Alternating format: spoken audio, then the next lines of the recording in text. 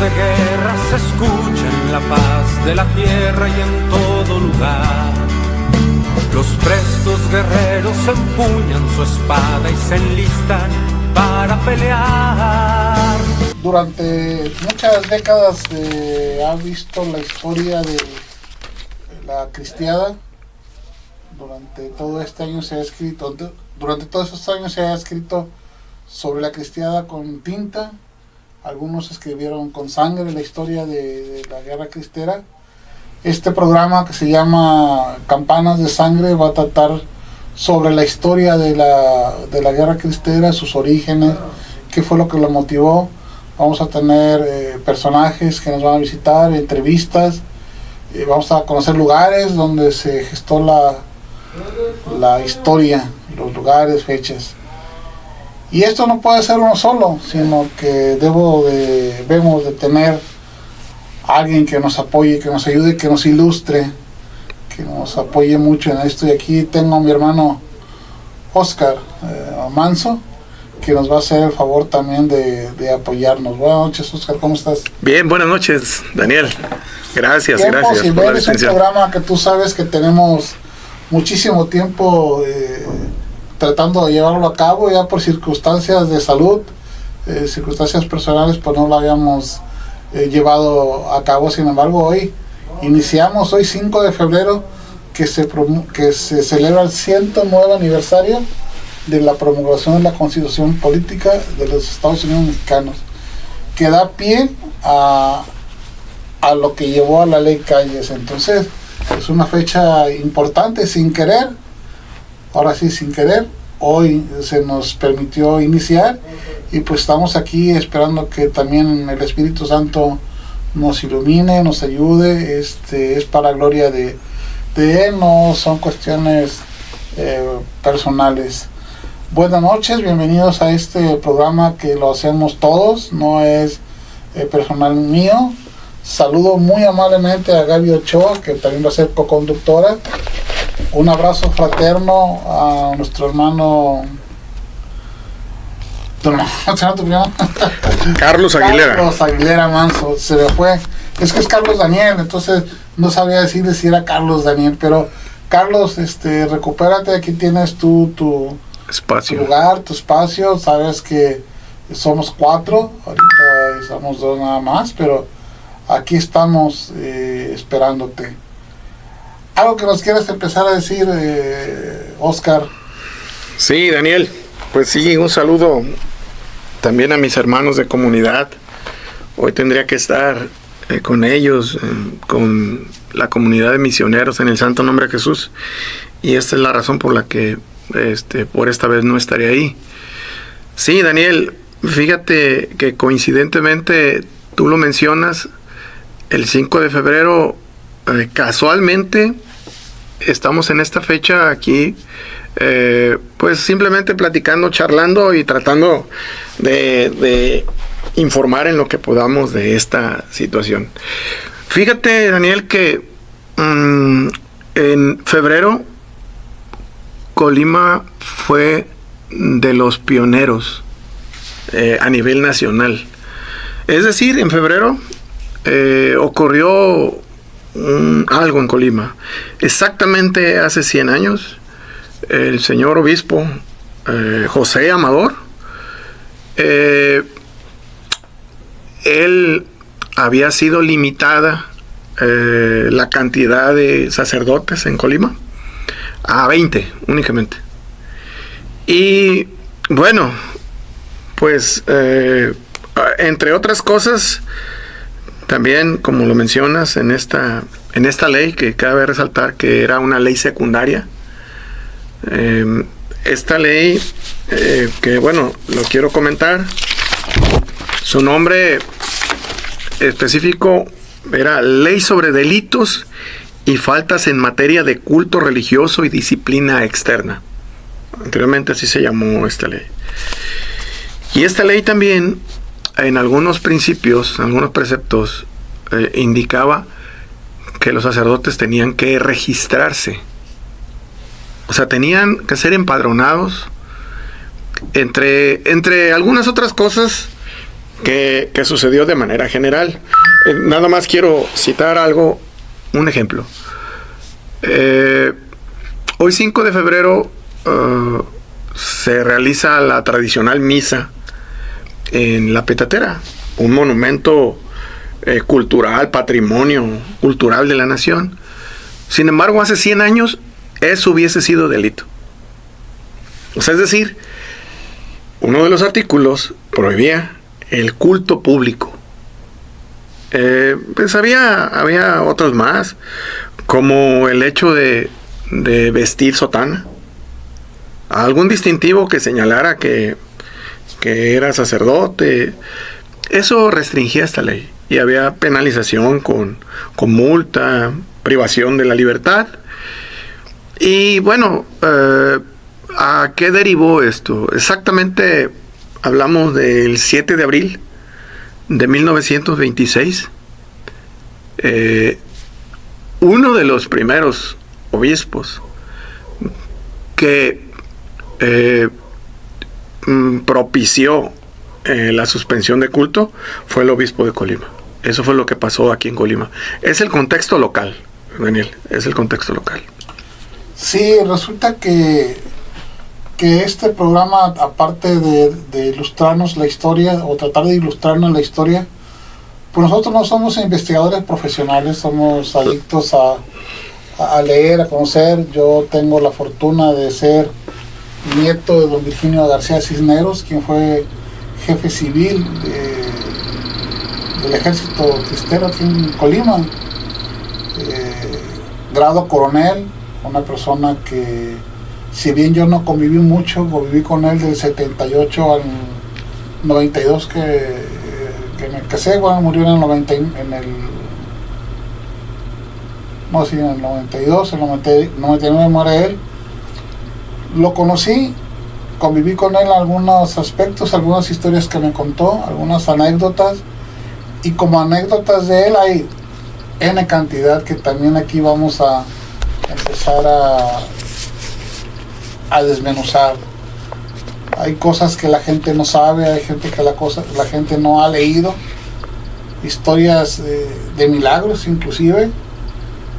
Tenemos ahí jóvenes que ahorita los jóvenes ya no se quieren acercar a la iglesia porque la consideran arcaica, la consideran fuera de tono, fuera de su onda, pero muchos jovencitos dieron la vida por la libertad, no tanto por la religión, sino por la libertad de tener una religión, y esa religión era católica. Hay que recordar pues que aunque se asentaba en la ley de cultos, fue más anticatólica que antirreligiosa, porque no he visto yo si hay persecución a ministros de otros cultos, que pues es respetable, ¿no?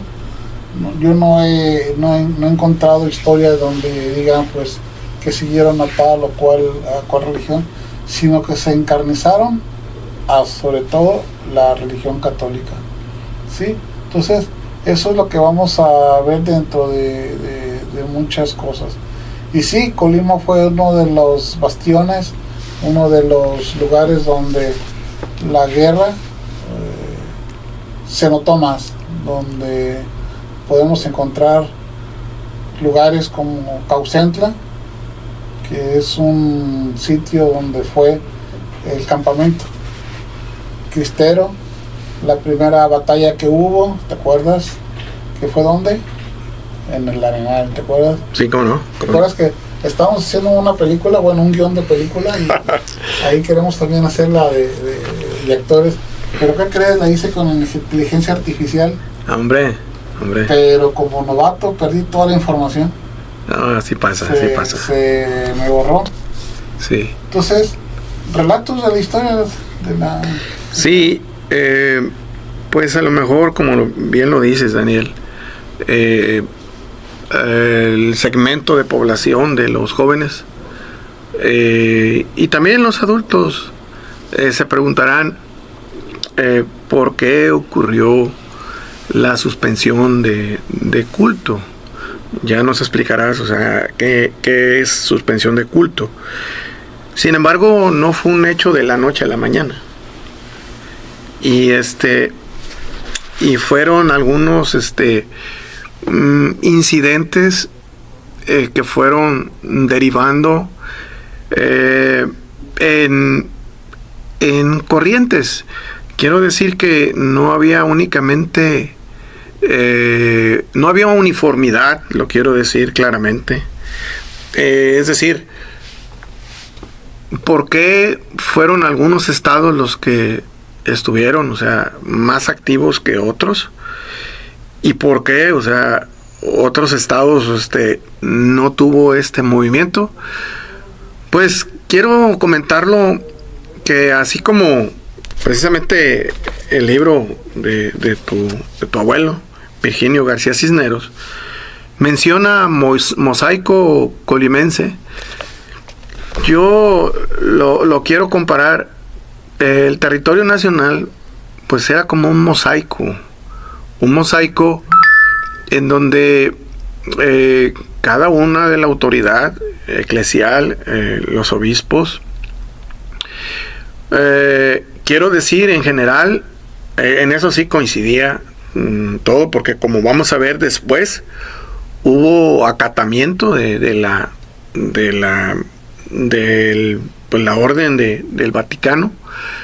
Sin embargo, al principio, aunque había inconformidad general, algunos buscaron estrategias para evitar llegar a la suspensión de culto.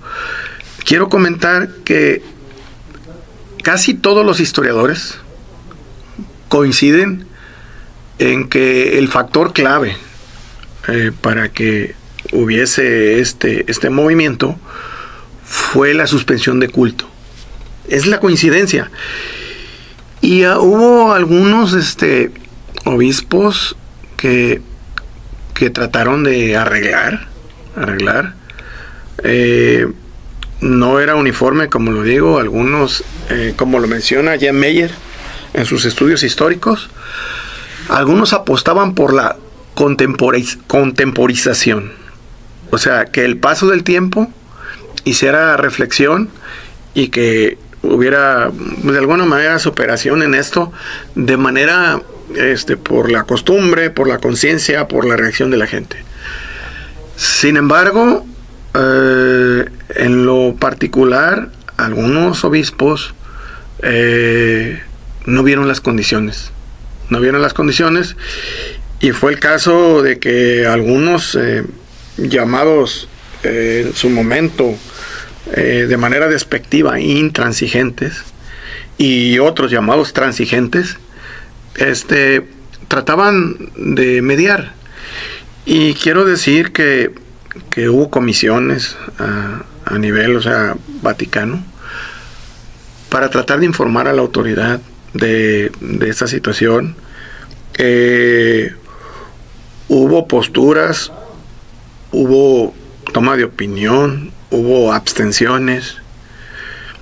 Sin embargo, el pronunciamiento de su santidad no dijo claramente suspensión de culto. Y lo quiero mencionar como textualmente en 1926 se señaló en el telegrama que trajo en ese entonces el embajador del Vaticano, y decía lo siguiente: decía, su santidad condena la ley, a la vez que todo acto que pueda significar o ser interpretado por un pueblo fiel como aceptación o reconocimiento de la ley. A tal norma debe acomodarse el episcopado mexicano en su modo obrar, de suerte que tenga la mayoría, si es posible, la uniformidad y dar ejemplo de concordia. Sí, de hecho, pues lo último que le quedó al pueblo pues fue primero protestar, primero pedir que la ley, si bien no se llevara a cabo, pues que hubiera ciertas cuestiones, y lo último que le quedó, ¿qué fue? el levantamiento, ¿no? Sí, el recurso que, bueno, la misma iglesia enseña, ¿no? O sea, cuando pues es inminente el uso de la fuerza, siempre y cuando no haya otro recurso, siempre y cuando, o sea, haya posibilidad de salir avante. Entonces la legítima defensa existe tanto en lo personal, en lo particular, como en este caso existió. Y como bien lo dices, tú vas a conocer más de esto, Daniel. Hubo algunos intentos que fueron desechados simplemente, junta de firmas. O sea, una cantidad, o sea, que hoy en día, o sea, sorprende la cantidad de firmas que se juntaron tratando de detener la ley y simplemente fue desechada. Otra cosa que queremos hacer notar, que nosotros no queremos, bueno, que primero hablamos a título personal. Correcto. No hablamos, no somos voz de la iglesia, no somos voz de grupos o movimientos. Nosotros personalmente estamos tratando estos temas de lo que hemos leído, de lo que hemos compartido con otras personas que tienen más conocimiento que nosotros, pero que al final coincidimos en algunas situaciones, ¿verdad? Y sí, no queremos abrir heridas que a lo mejor no se van a abrir, pero tampoco queremos hacer entender que el gobierno fue malo. Ellos tenían una postura, ellos tenían sus razones. Ellos querían tomar a la iglesia en sus manos, porque de hecho, como ahora se debe recordar, se creó la Santa Iglesia Católica Mexicana, Apostólica Mexicana, y que fue nombrado un papa, fueron nombrados obispos para poder quitarse del poder del Vaticano. Y eso también conlleva a que nos remontemos a las leyes de reforma, donde se separa la iglesia del Estado, se crea un Estado laico, pero más que un Estado laico ahora está convirtiéndose en un Estado anticatólico, ¿no? Porque, vuelvo y repito, son más las cuestiones que van en contra de la iglesia católica que en contra de la religión misma o de otros grupos y movimientos de culto religioso. Entonces, es ahí donde nosotros como católicos debemos entender qué fue lo que pasó hace años, qué fue lo que está pasando ahora y cómo es que nosotros podemos interactuar, cómo es que nosotros podemos en su momento dado no permitir que se nos quite otra vez una libertad, ¿verdad? Sí, coincido, Daniel, completamente. Sí, efectivamente, había un artículo en particular que, pues, explícitamente prohibía la crítica al ministro religioso. Y como bien lo dice, pues nosotros somos laicos, somos ciudadanos, o sea, como el radio escucha. Sin embargo, había otra norma. Y primero quiero decir algo que sí hirió y de alguna manera sí impactó en el sentimiento de las relaciones, fue la creación de la Iglesia Católica Apostólica Mexicana. Eso pues sí fue algo que sí impactó, sí fue significativo. Pero también había otro principio que ningún ministro o persona religiosa pudiera dar educación primaria, ni siquiera en lo particular. O sea, es decir, pues se limitaba la formación, entendiendo el principio laico que prevalece hoy en día. Sin embargo, la laicidad prohibía la formación religiosa, la formación particular, es decir, hoy en día pues no habría colegios particulares enseñando, no habría colegios de mujeres, de niños. Y bueno, eso también, dentro de otras cosas, impactó en el ánimo de la población. Sí. También a ti te ha tocado de repente encontrar palabras como fanáticos de la iglesia, que está llena de fanáticos, y que la misma guerra, no sé llamarle guerra o conflicto, se derivaba de que la gente era una gente fanática. Sin embargo, yo la considero que era un fervor. ¿Qué podemos diferenciar entre un fanatismo y un acto de fervorosidad? Bien, pues yo no soy experto en ese tema. Solamente diré que en esa época, ubicamos el contexto hace 100 años y más, las bases de fe eran muy fuertes en México. En algún momento la autoridad de la iglesia en Roma llegó a mencionar que el pueblo fiel católico de México sabrá, hacer pues lo que pueda hacer por conservar su fe.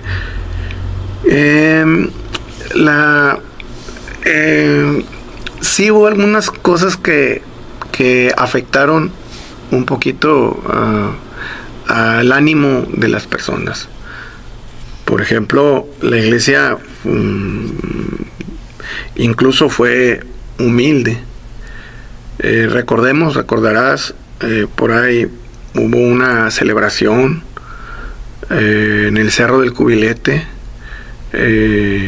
y estuvo presente el delegado del Vaticano, y sin embargo pues la ley prohibía el culto público, y también prohibía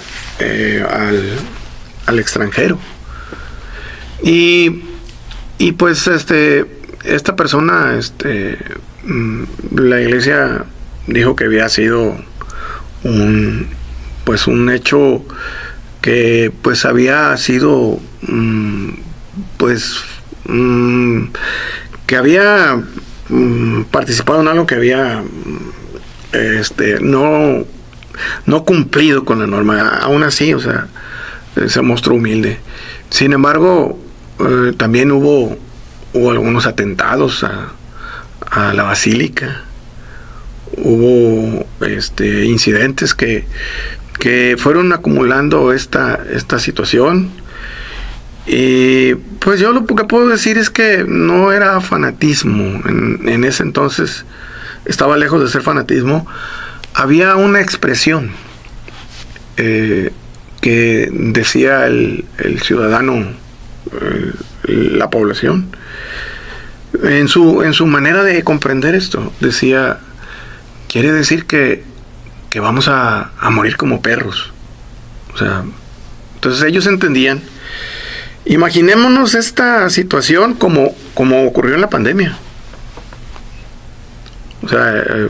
3 años sin que las señoritas se pudieran casar, sin que pudieran bautizar a sus hijos, sin siquiera, poder participar, simplemente participar los que... Ni ir a misa. Ni a misa. En mi parroquia, el grupo Capitaropa, eran solamente 10 personas las que podían entrar, y la parroquia es un aforo para 500. Imagínate, ahora 10 personas. Contextualicémoslo hace 100 años. Es decir, anteriormente las abuelitas, los padres de familia, eran los que llevaban a los hijos a a la misa eran los que los llevaban al santo patrono, a las fiestas patronales. Eran los que, es más, eran los propios formadores de sus hijos. Y en ese momento fue prácticamente automático. Fue algo que se agotó todos los recursos, pero aquí tengo el dato, la ley, esta que fue denominada Ley Calles, por la gente, por la población, fue promulgada el 2 de julio en el Diario Oficial de la Federación. Ese mes en particular fue un mes en el que hubo comisiones, hubo embajadores de México, o sea, de la Iglesia en el Vaticano. El Papa escuchó posiciones, etcétera, y sin embargo se llegó a la suspensión del culto en el 31 de julio, y prácticamente en consecuencia a los 3 días dio inicio este movimiento. Nosotros somos un pueblo que goza de libertades, pero se nos ha olvidado una máxima que se tenía en los años 50, 60, no, más atrás. Hay una película de Pedro Infante que se llama Ahí viene Martín Corona. La película inicia donde Piporro va y busca a Martincillo, Martín chiquito, y le enseña a cómo se usan los dedos de la mano. Y le dice, los de la derecha son Dios, religión, patria y familia. Son las 3 primeras responsabilidades, o las 3 primeras cosas que debes de cuidar. Obviamente él le da un orden: Dios, religión, patria, familia. Sabemos nosotros los católicos que Dios está sobre todas las cosas, pero la patria y la familia van de la mano. Sin embargo, nosotros ya hemos perdido, o muchos han perdido, esa parte de la religiosidad, ¿verdad? El fervor, eso es lo que lleva cuando la gente está consciente de lo que está haciendo. Ese fervor que tienes tú por ir a las celebraciones eucarísticas, que es distinto para mí entender el fanatismo. El fanatismo es una sin razón, porque esto, porque lo otro, porque sí soy así.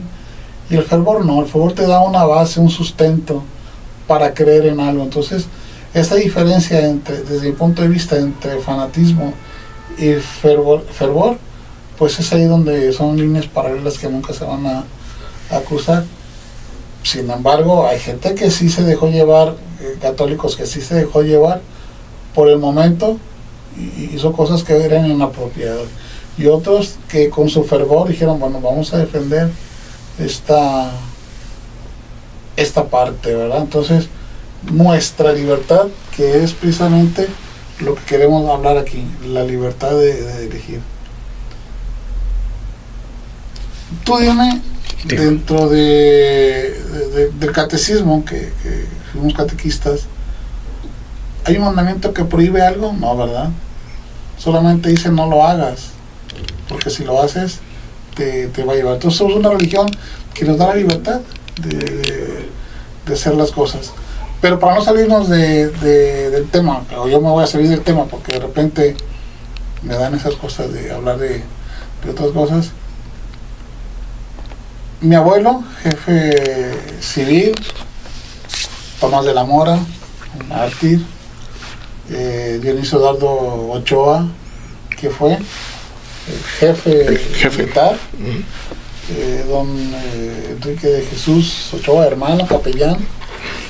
Todos ellos libraron batallas, pero no nada más la batalla con el ejército, sino sus batallas personales, ¿sí?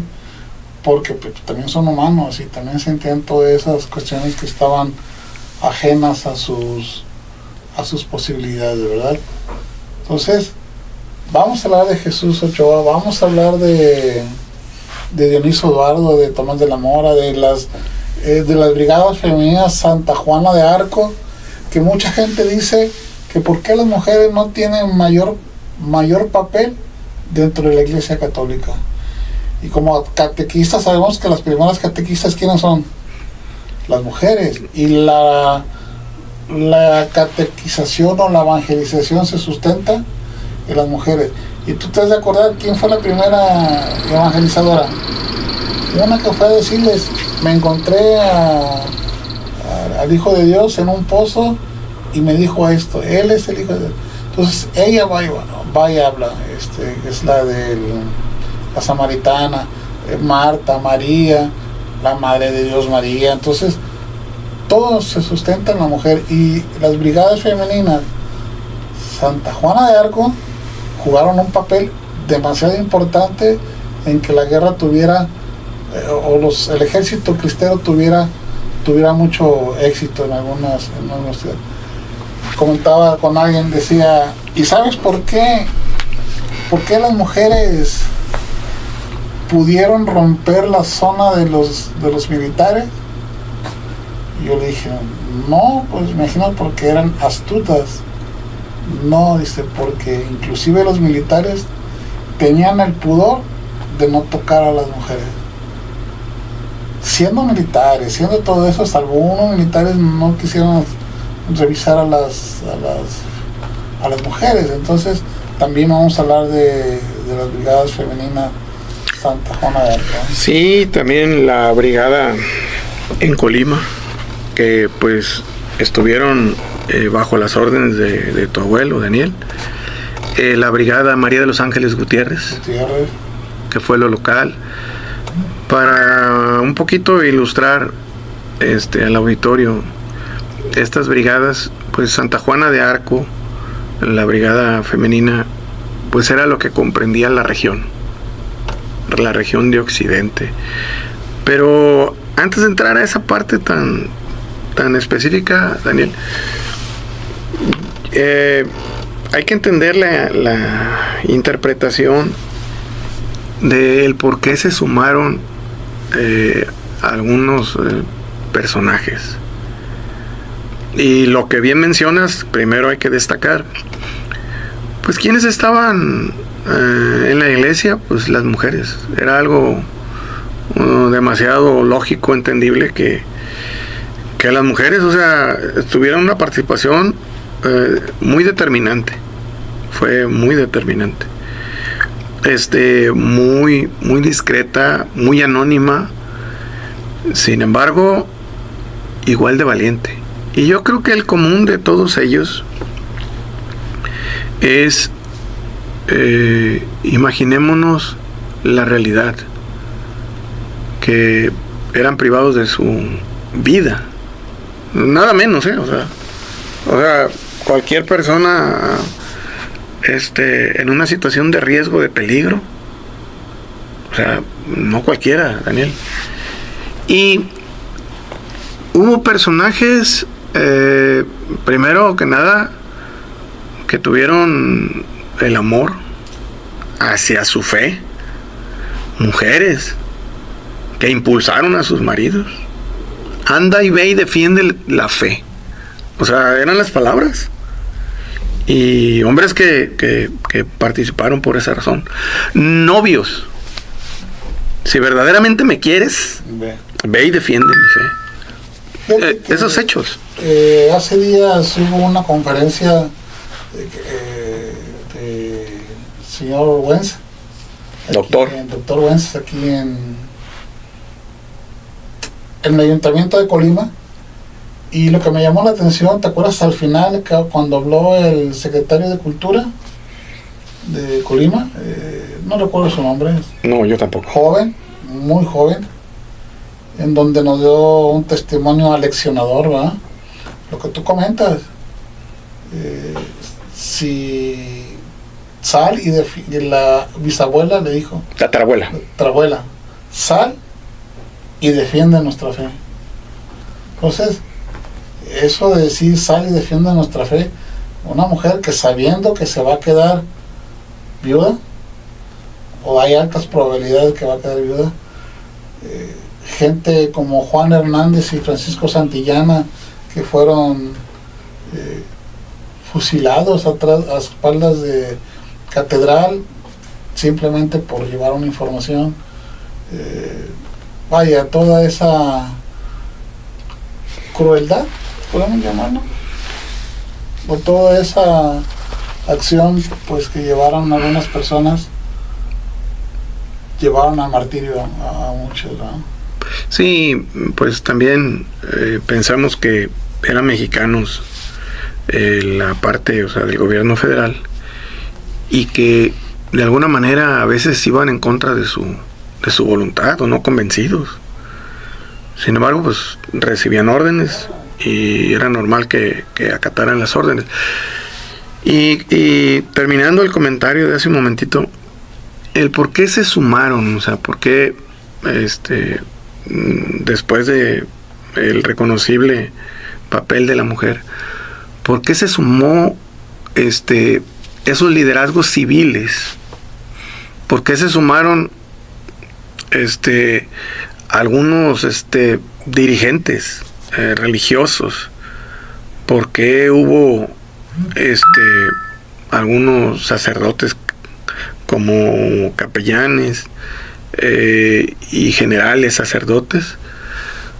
Pues yo lo interpreto como la realidad local,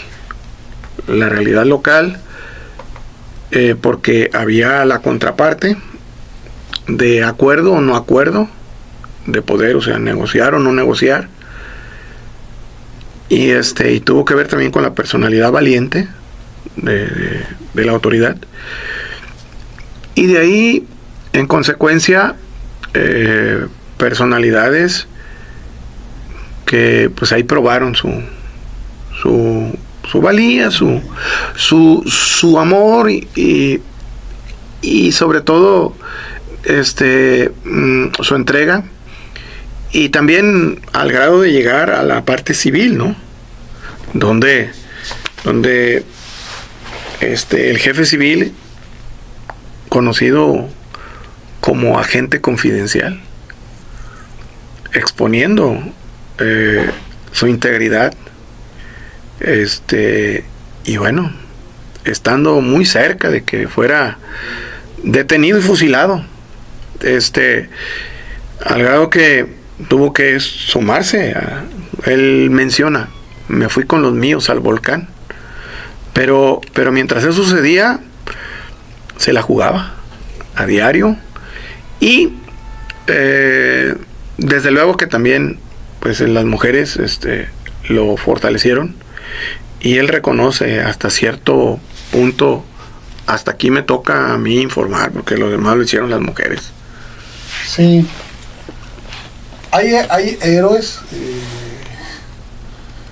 En la batalla podemos, el resultado podemos encontrar que hay mártires, hay siervos de Dios, pero también hay héroes, y a mí en lo particular yo siento mucha admiración por lo que leí del señor Enrique Schondal, algo así, un señor alemán de allá de por Tonila, por Buen País, La Esperanza, allá por Tonila, La Esperanza, que le pedían que hiciera algo y él dijo no, vamos a hablar de él, o sea, no queremos spoilear, como dicen los jóvenes ahora. Dijo no, y eso le costó la vida. Para mí es una persona, es un héroe, porque gracias a esa férrea defensa de no hacer lo que quería que hiciera, pues mucha gente no murió. Entonces también los hay. También hubo militares que pues seguían órdenes, pero por dentro también sabían que estaban haciendo algo no bueno. Y mi abuelo narra ahí, que por cierto el próximo jueves nos acompañen, vamos a hablar exclusivamente de don Virgilio García Cisneros, Juan Gómez Moreno para mayores datos. Y bueno, aquí esperamos que podamos hacer esto. Muchas gracias a los que nos están sintonizando en este inicio de programa. Quiero invitar a todas aquellas personas que tengan familiares que estuvieron involucrados dentro de la gesta cristera, que nos envíen sus datos, información. Hay un comité ciudadano que está organizando conmemoraciones para tal, y pues también necesitamos que la misma gente nos apoye, ¿no? Gente que nos ayude con información, fotografías, experiencias. Hay gente que sus abuelos o bisabuelos fueron cristeros y que pues bueno, también tienen anécdotas que contar, ¿verdad? Entonces los invitamos.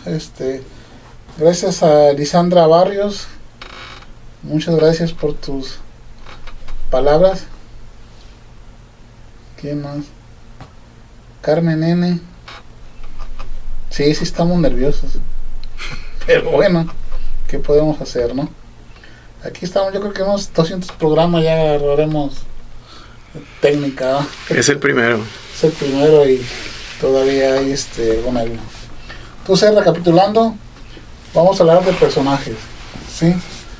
¿Algún personaje en mente que tú tengas, que tú te acuerdes, que hayas leído y que digas, me llamó la atención Todos, ¿ah? Pero...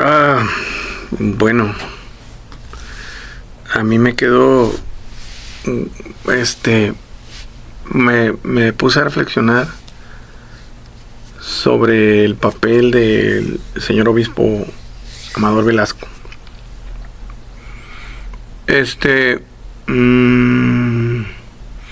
Lo menciona Jan Meyer en el CIDE, en sus estudios históricos.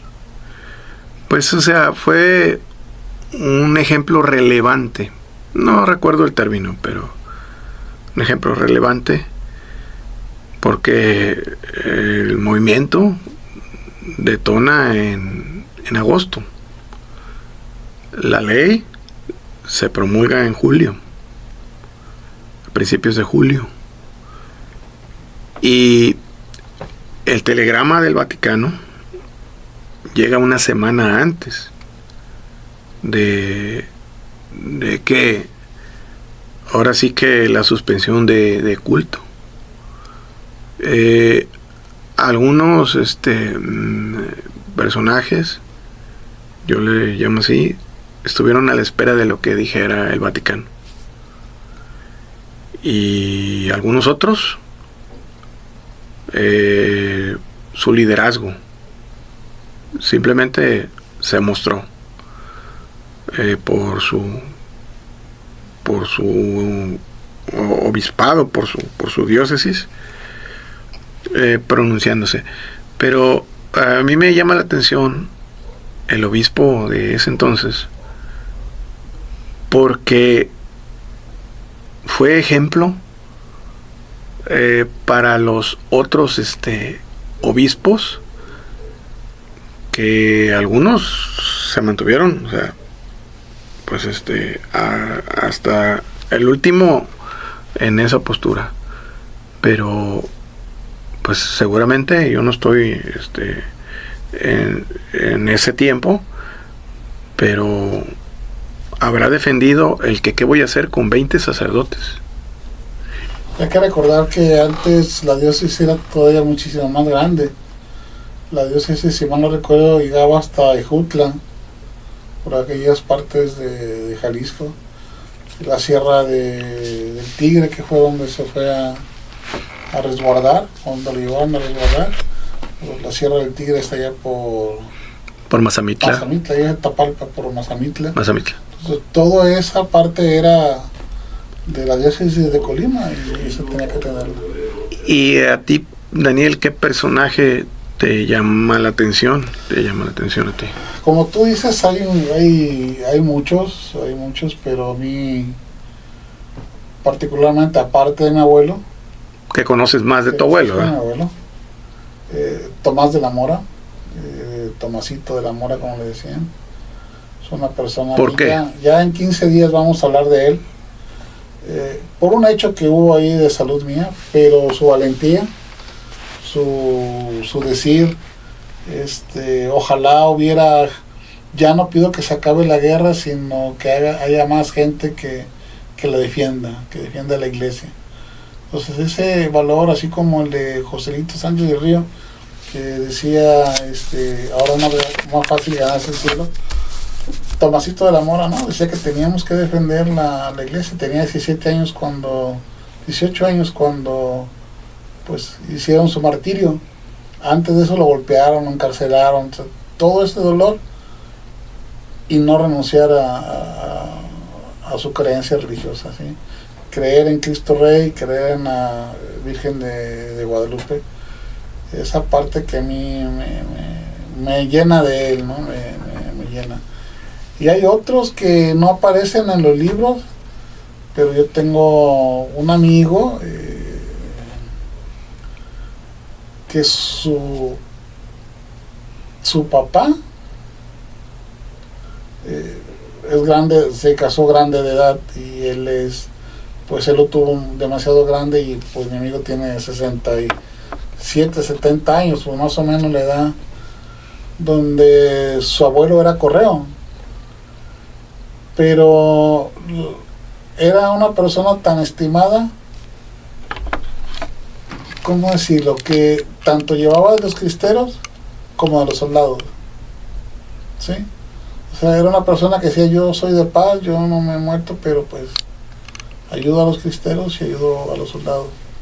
Entonces esa persona, no recuerdo su nombre, tendré que ir a buscarlo, me llaman mucho la atención. Y de las mujeres, la de las brigadas, ¿verdad?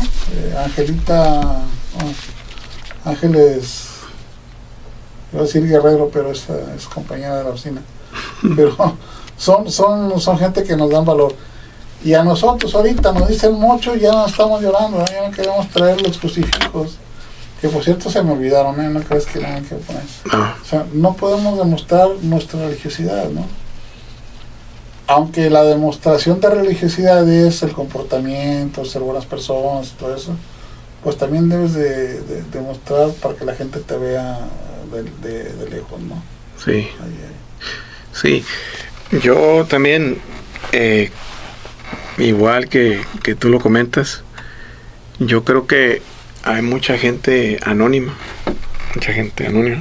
A mí me sorprendió cuando me obsequiaste este libro, la cantidad de personas que pues desgraciadamente murieron y que ofrendaron su vida, y yo dije, caray, o sea, es muchas las personas que a veces ni el nombre sabían, pero realmente no quería, yo creo que nadie quería ese enfrentamiento, porque finalmente fue un enfrentamiento civil.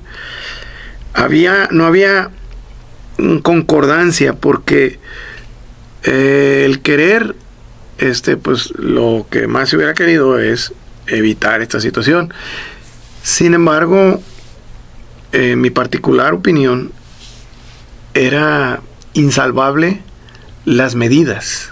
Las medidas eran insalvables, como aquella medida de que, pues sí, tiene que haber celebración, pero tiene que haber alguien militar, presenciando. Ajá. Era como una especie como de interventor, pero pues para que no dijera cosas. Para que no dijera cosas, o sea, pero yo particularmente la parte que creo que en Colima fue determinante fue la cantidad de determinar la cantidad de ministros. Esa parte fue determinante para tomar una decisión. En esa parte no hubo uniformidad del episcopado. Ahí está en ese estudio. Sin embargo, en donde sí hubo uniformidad fue en el acatamiento del pronunciamiento del cese y fin de las hostilidades de parte de su santidad Pío XI. O sea, todos acataron con diferentes pues, resultados. Sí, y tal vez la guerra más complicada fue la posguerra, la segunda cristiada, y más allá de la gente que seguía siendo perseguida, ¿verdad? Pues ya se nos terminó el tiempo. Quiero agradecerle a nuestro hermano Angelito, si puedes pasar, Ángel, para darte las gracias personalmente. Dice que no. Los esperamos el próximo jueves a las 8. Vamos a hablar sobre Virginia García Cisneros, Juan Gómez Moreno, quien fue jefe civil. Vamos a hablar de su vida, y vamos a hablar del libro, de las experiencias extralibro que han sucedido. Bien. O que sucedieron, ¿verdad? Pásale, Angelito. Perdón, ya parezco. Ya. Aquí nomás. Muchas gracias, Angelito. Pudimos concretar la invitación que me hiciste hace como 5 años. Sí, aquí. De tener un programa que hablara de la guerra cristera. En un principio se iba a llamar Hablando de, pero pues ya hay otro programa así en otro país. Y hoy estamos aquí, gracias. Concretando. Así bueno, y pues bienvenidos a esta travesía. La verdad, pues damos gracias a Dios, ¿verdad? Porque Él es el que hace todo y Él acomoda todos los tiempos y todo. Y mira, justo en estos tiempos que se está necesitando tanto recordar y ver cómo fue la fe de uno para salir adelante, sí, en todo lo que se atravesó, ¿verdad? Sí. Y pues bienvenidos y gracias. Hombre. Y a los demás que hicieron falta también hay que orar y pedir por ellos para que pronto se integren a Sí, Él es el que hace posible que se materialice este trabajo, y a veces no se ve, pero Él está incansable aquí presente, y gracias a Él se lleva a cabo esto, ¿no? O sea, y todo esto quiero apuntar es para conmemorar. Conmemorar significa, o sea, traer al presente a las personas que ya no están, pero recordarlas, o sea, como vivos que fueron y lo que hicieron por la consecuencia que hoy gozamos. Y hoy tenemos, gracias a esto, gracias a ello, inevitablemente, pero desgraciadamente así fue, pero cierta libertad que no tuviéramos si no hubiera ocurrido esto. Es mi opinión. Así, los esperamos el próximo jueves a las 8. Yo creo que ya va a haber aquí galletitas, cafecito. Aquí tenemos compromiso. También hay proyectos grandes. Vamos a ocupar voces, actores de doblaje para algunas cortometrajes que estamos haciendo con IA, porque tristemente no hay actores, no hay gente que quiere decir, yo me animo a hacer eso. Todos somos neófitos en esto. He invitado gente, nadie quiere decir, yo no sé actuar, yo no quiero actuar ante las cámaras, pero lo estamos haciendo con la IA. Vamos a aprovecharnos. Vamos a ocupar actores de doblaje para que los que se quieran anotar. También vamos a ocupar, si Angelito nos lo permite, gente que le sepa a manejar cámaras y todo eso. ¿Se ocupa su auxiliar? Sí, aquí se está ocupando gente que quiera colaborar y participar aquí en la radio. ¿Verdad? Jóvenes que quieran, entusiastas que quieran también manejar también las redes sociales, también gente que quiera involucrarse, adelante.